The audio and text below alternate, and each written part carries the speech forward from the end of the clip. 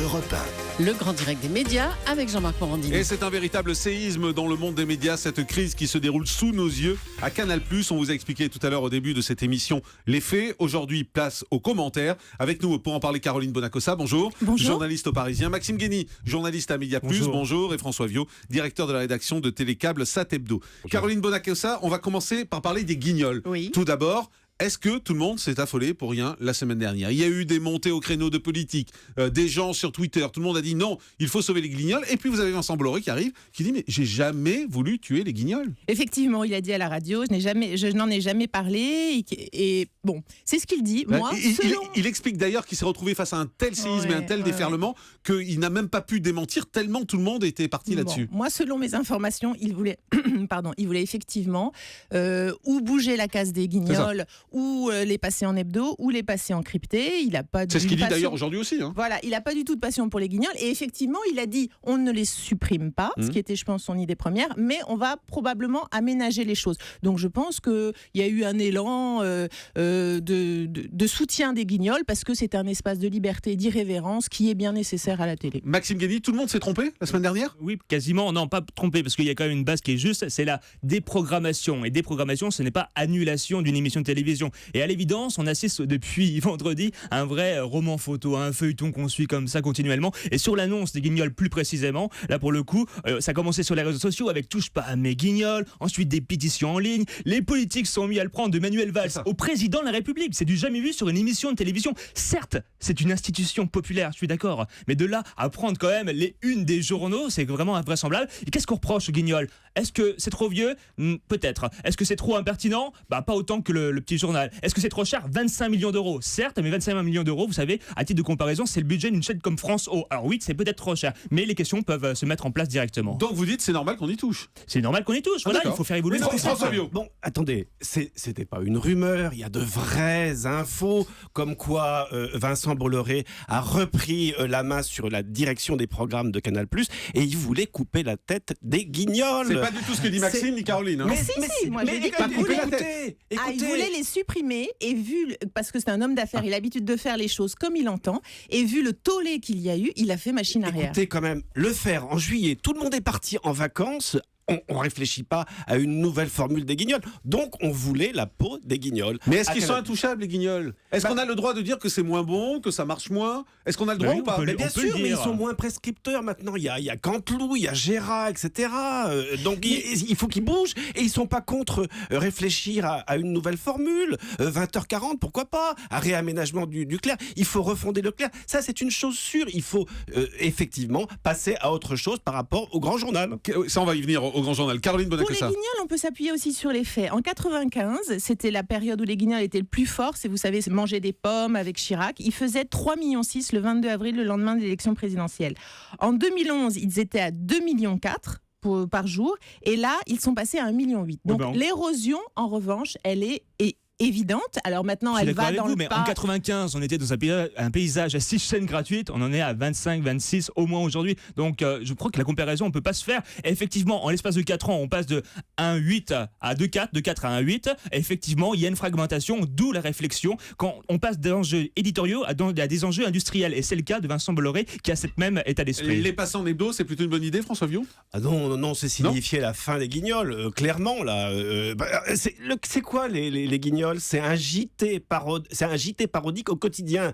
Les passer le dimanche à 14h, ça rime à rien. Caroline Bonacossa, c'est signifier leur fin. Vous imaginez la revue presque de Nicolas Canteloup en hebdo? Non. Évidemment, les guignols, c'est pareil. Leur force, c'est de réagir à chaud à l'actualité. Ils arrivent le matin, à 16h, ils rendent leur copie et ils ont réagi à tout ce qui s'est passé. Et c'est pour ça qu'on les aime. On va parler dans un instant du grand journal qui est sur la sellette également. Auparavant, on va dire un petit mot rapide parce que pour le grand public, ça veut dire un peu moins de choses. C'est Rodolphe Velmer, le directeur général du groupe Canal, qui a été remplacé par Maxime Saada. Maxime Guény, cette éviction, c'était écrit? écrit peut-être, mais en tout cas surprenante. C'est surprenant. Ah ouais, c'est surprenant parce que ça fait 10 ans qu'il est là, il connaît les manettes, il connaît les enjeux et les stratégies. Mais lorsque vous avez un actionnaire là qui se mêle au contenu, il a un seul objectif, la rentabilité. Et lorsqu'il voit des audiences en baisse, sur la tranche en clair, lorsqu'il voit des abonnements également en baisse, le Figaro annonce 400 000 abonnements en moins, notamment par le biais de CanalSat. Alors effectivement, branle-bas de combat du côté de Vivendi pour remettre les choses au clair. François Vio. Non, c'est pas surprenant, c'est un billard à plusieurs bandes. Là, on veut toucher au guignol et en fait, on a la peau de Rodolphe Belmer. Mais moi, je voudrais tirer un grand coup de chapeau à Rodolphe Belmer parce que c'est lui qui a refondé Leclerc, c'est lui qui a créé le grand et le petit journal, c'est lui qui a fait tout ça. Après, il faut se souvenir de NPA, la lente agonie de NPA. Ben, là, on est un peu dans une situation similaire. Caroline Bonacossa, on va parler du Grand Journal avec Antoine Decaune. Alors c'est un peu compliqué parce qu'ici même Antoine Decaune nous avait dit c'est fait, c'est bon, c'est signé, on repart, c'est tapé. Et finalement, là, tout est remis en cause. Tout à fait, mais parce qu'on change de patron.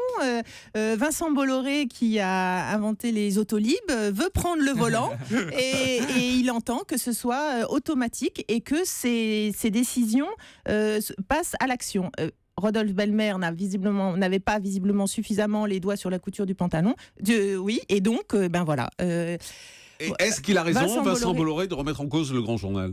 Alors Vincent Bolloré, je pense qu'il a une approche très pragmatique. Il voit le coût de la tranche en clair et il dit c'est trop cher. Et il voit effectivement il a raison. Ce qu'on a vu tous toute l'année, c'est-à-dire D8 et l'émission de Cyril Hanouna qui passent devant le Grand Journal et parfois même Anne-Sophie Lapix qui sont des émissions qui coûtent beaucoup moins cher à faire. Il a raison quand il dit que ça coûte trop cher en clair sur Canal. Si on fait un ratio du coût de l'émission et de l'érosion de son audience, il est clair qu'il faut faire quelque chose. Oui, il a raison. Est-ce que cette émission, ce n'est pas un symbole simplement ? Est-ce que ce n'est pas une vitrine ? Est-ce que l'audience est importante, François Vio, pour Canal ? Bien sûr, l'audience est importante, mais il a raison. Parce que c'est pas ce qui fait vivre la chaîne quand même. C'est une chaîne cryptée, c'est une chaîne qui vit avec les abonnements. Donc là, on se dit que c'est la vitrine en fait. Oui, c'est la vitrine en clair, mais il a raison, Vincent Bolloré. C'est salutaire. Il veut créer un électrochoc. Là, il a fait. Là, c'est réussi.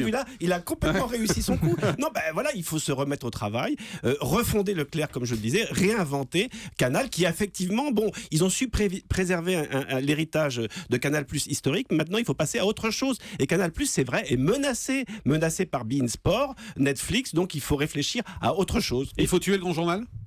Moi je dis il faut changer de formule. On peut pas continuer comme ça. Il faut garder Antoine Decaune.